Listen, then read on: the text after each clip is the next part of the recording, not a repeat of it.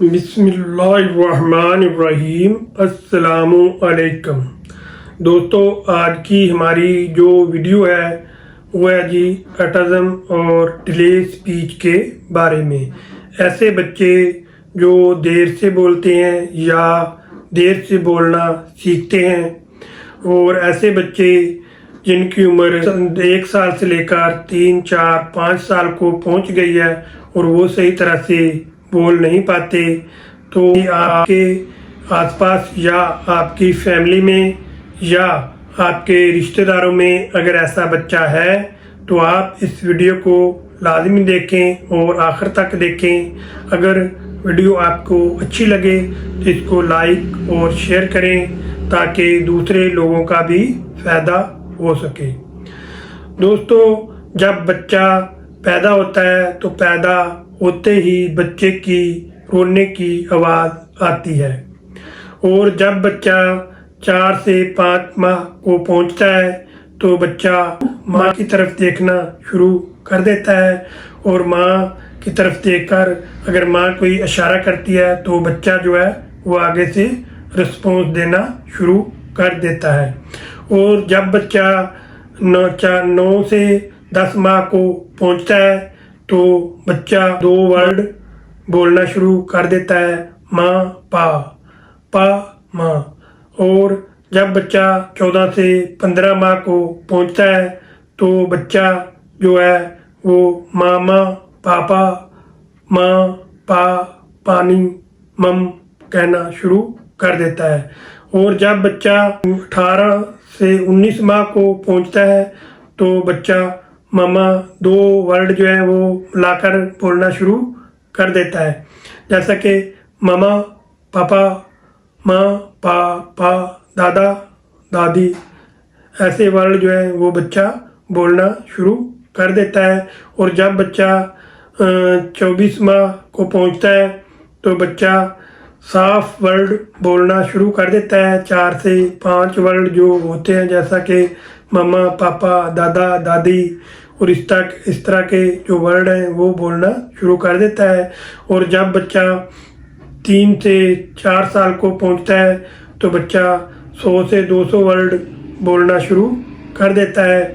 तो अगर आपका बच्चा 4 साल के बाद भी नहीं बोलता तो आपके बच्चे को डिले स्पीच का प्रॉब्लम है, तो आप बच्चे को किसी भी अच्छे होम्योपैथिक डॉक्टर के पास ले जाएं और वो बच्चा का चेकअप करेगा, और बच्चे का चेकअप करने के बाद आपको बता देगा कि इसको ऑटिज़्म का मसला है या डिले स्पीच का। दोस्तों, अब चलते हैं वजूहात की तरफ कि ऐसी कौन कौन सी वजूहात होती हैं जिसकी वजह से बच्चे को डिले स्पीच और ऑटिज़्म का मसला होता है। सबसे पहली वजह होती है जेनेटिक। अगर आपके बच्चे के वालिद को या वालदा को डिले स्पीच का मसला था तो आगे बच्चों को भी मुंतकिल हो सकता है, बच्चे भी डिले स्पीच का शिकार हो सकते हैं। और दूसरी बड़ी वजह ब्रेन।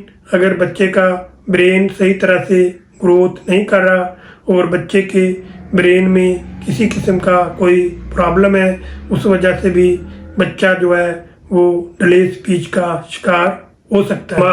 अगर बच्चा जो है वो सही तरह से सुन नहीं पाता और बच्चे की समात जो है वो कमज़ोर है, उस वजह से भी जो बच्चा है वो डिले स्पीच का शिकार हो सकता है। ऑटिज़्म की वजह से भी बच्चा डिले स्पीच का शिकार हो सकता है।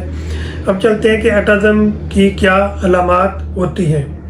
दोस्तों, जब बच्चा 9 से 10 माह को पहुंचता है तो वो माँ की तरफ देखकर रिस्पॉन्स करता है, और अगर आपका बच्चा अगर आप रिस्पॉन्स नहीं करता और आपकी तरफ तवज्जो नहीं देता, और अगर आप बच्चे को कहते हैं कि बेटा वो देखो सामने दरख्त है, तो बच्चा उस दरख्त की तरफ नहीं देखेगा, बच्चा आपकी उंगली की तरफ देखेगा। अगर आप बच्चे को कहते हैं कि बेटा आपका क्या नाम है, तो बच्चा आपकी बात को इग्नोर कर देगा। और दूसरा, अगर आप कोई चीज़ देते हैं तो जो चीज़ बच्चा पसंद कर लेता है तो वो दूसरे दिन भी अगर आप उसके सामने काफ़ी सारी चीज़ें रखते हैं लेकिन बच्चा वही चीज़ उठाएगा जो उसने कल पसंद की थी, वही उस चीज़ के साथ ही खेलना पसंद करेगा।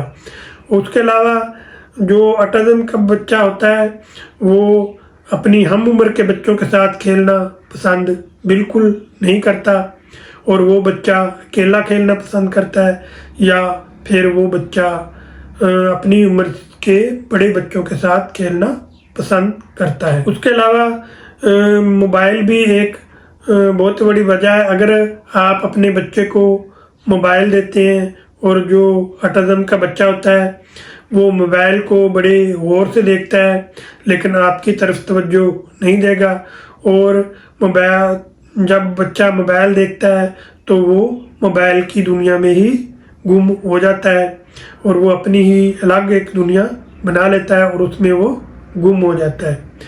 उसके अलावा ऑटिज्म का जो बच्चा होता है उसको अगर एक कलर पसंद आ जाता है, अगर उसने एक कलर के आज कपड़े पहने हैं तो वो 4 से 5 दिन वही कलर के कपड़े पहनेगा, उसी कलर को पसंद करेगा। बच्चे की जो 1 साल से लेकर 2 से 3 साल तक की उम्र होती है ये बच्चे की सीखने की उम्र होती है और बच्चा देखकर कॉपी करता है और बच्चा एक दूसरे से देखकर सीखता है।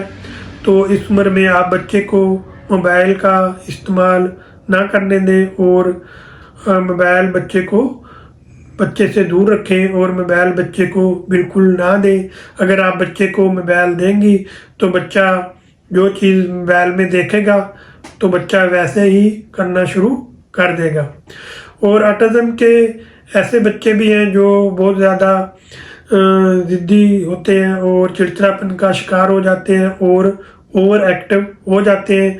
बहुत सारी माएँ जो होती हैं वो रिश्तेदारों के घर जाने से डरती हैं क्योंकि बच्चा अगर वो बच्चे को साथ लेकर रिश्तेदारों के घर जाती हैं तो जो ऑटिज्म का बच्चा होता है तो वो आराम के साथ नहीं बैठ सकता, कभी उस चीज़ को छेड़ेगा कभी उस चीज़ को छेड़ेगा और कभी। चलते हैं होम्योपैथिक मेडिसिन की तरफ कि होम्योपैथिक में ऐसी कौन कौन सी इफेक्टिव मेडिसिन है जो डिले स्पीच और ऑटिज्म के शिकार बच्चों को बिल्कुल ठीक कर सकते हैं। दोस्तों, सबसे अच्छी और पहली और बेस्ट मेडिसिन जो है वो है जी ब्राइटा कार्ब।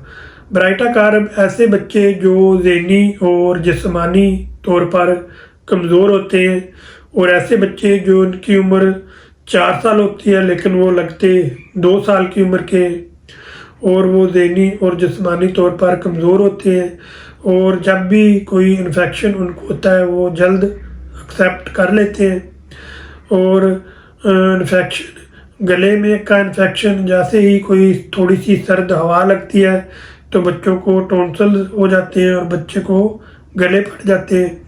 तो उसके लिए और बच्चा डिले स्पीच का शिकार होता है तो उसके लिए ये बेहतरीन मेडिसिन है ब्राइटा कार्ब। ब्राइटा कार्ब आपने 30 पोटेंसी में लेनी है। आप किसी भी कंपनी की आप ले सकते हैं, शवाबे की, रैकवेज की, सूज की और बीएम की, जो जिस मर्जी आप कंपनी की ले लें। इसके आपने 1 कतरा या 2 कतरे 1 चम्मच पानी में डाल के सुबह के टाइम अपने बच्चे को पिला देने हैं।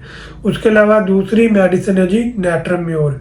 ऐसे बच्चे जो जिस्मानी तौर पर कमज़ोर होते हैं लेकिन उनको जो समात का मसला भी नहीं होता और दिमागी मसला भी नहीं होता लेकिन वो जिस्मानी तौर पर कमज़ोर होते हैं और उनकी जो गर्दन है वो पतली होती है और ऐसे बच्चे कब्ज़ का शिकार रहते हैं और 2-3 दिन पखाना नहीं करते, 2-3 दिन बाद जाकर पखाना करते हैं। तो उसके लिए ये बेहतरीन मेडिसिन है नेट्रम म्योर। नेट्रम म्योर भी आपने 30% लेनी है। इसके 1 से 2 कतरे आपने दोपहर के टाइम बच्चे को एक चम्मच पानी में डाल के पिलाने हैं। उसके अलावा तीसरी मेडिसिन है जी सट्रामोनियम। ऐसे बच्चे जो डरते हैं और डर खौफ का शिकार होते हैं और वो अकेला रहने से डरते हैं और बच्चे कहते हैं कि हमारे पास कोई ना कोई बैठा रहे और हमें थाम कर बैठा रहे, तो वो अकेला रहने से डरते हैं। और ऐसे बच्चे जब सो जाते हैं और सोने के बाद जब उठते हैं, जो भी चीज़ उनके सामने होती है वो उससे डर जाते हैं, या जब बोलते हैं तो तला कर बोलते हैं और बोलने की सही तरह से समझ नहीं लगती। तो जब बच्चे बोलते हैं तो उसके लिए ये बेहतरीन मेडिसिन है सट्रामोनियम। सट्रामोनियम भी आपने 30% में लेनी है। इसके आपने 1 से 2 कतरे शाम के टाइम थोड़े से पानी में डाल के दे देने हैं। उसके अलावा चौथी मेडिसिन है जी कैलकेरिया कारब। कैलकेरिया कारब भी ऐसे बच्चे जो डिले स्पीच का शिकार हैं, या जो ऐसे मोटे या पिलपले बच्चे जिनके माथे के ऊपर पसीना आता है और बच्चे अंडा खाने की ख्वाहिश ज़्यादा करते हैं, तो उसके लिए ये बेहतरीन मेडिसिन है कैलकेरिया कारब। कैलकेरिया कारब आपने 30% में लेनी है। इसके आपने 1 से 2 कतरे 1 चम्मच पानी में डाल के रात के टाइम देने हैं। उसके अलावा बायो कम्बिनेशन में है जी कॉलीफास। कॉलीफास बायोकेमिक में एक बेहतरीन मेडिसिन है, होम्योपैथिक की असाबी, ज़हनी और जिस्मानी कमज़ोरी की सरताज दवाओं में से एक दवा है कॉलीफास। कॉलीफास आपने 6x में लेनी है।